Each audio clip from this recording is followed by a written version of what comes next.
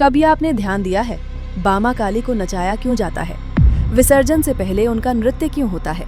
और पुरोहित भी पूजा के दौरान क्यों नाचते हैं? ये सिर्फ रस्म नहीं, ये एक गहरा तत्व है। बामा काली कोई शांत या सौम्य रूप नहीं है।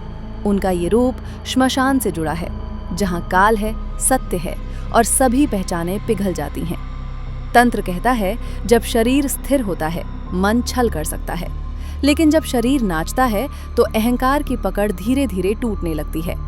बामा काली का नृत्य भक्ति दिखाने के लिए नहीं होता, ये अहंकार तोड़ने की प्रक्रिया होती है। ये स्वयं को छोड़ने का मार्ग है। जब मूर्ति स्थापित होती है तो उसे सिर्फ जगह पर नहीं रखा जाता, उसे चेतना के स्तर पर जगाया जाता है।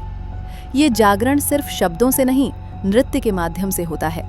पुरोहित जब पूजा के दौरान नाचता है तो वो दर्शन पाने के लिए नहीं होता, वो अपनी पहचान, अपनी सीमाओं और अपने नियंत्रण को धीरे धीरे ढीला करता है।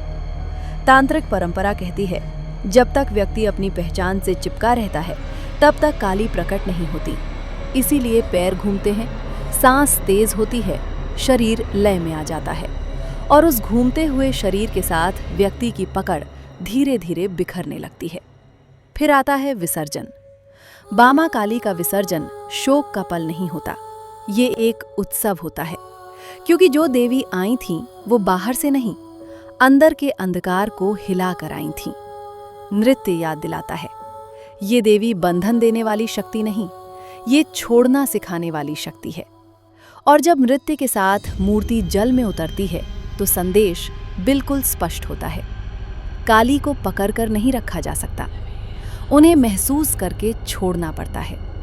इसी का स्मरण है ये अंतिम नृत्य, क्योंकि ये शरीर का नृत्य नहीं, ये अहंकार के अंतिम संस्कार का नृत्य होता है।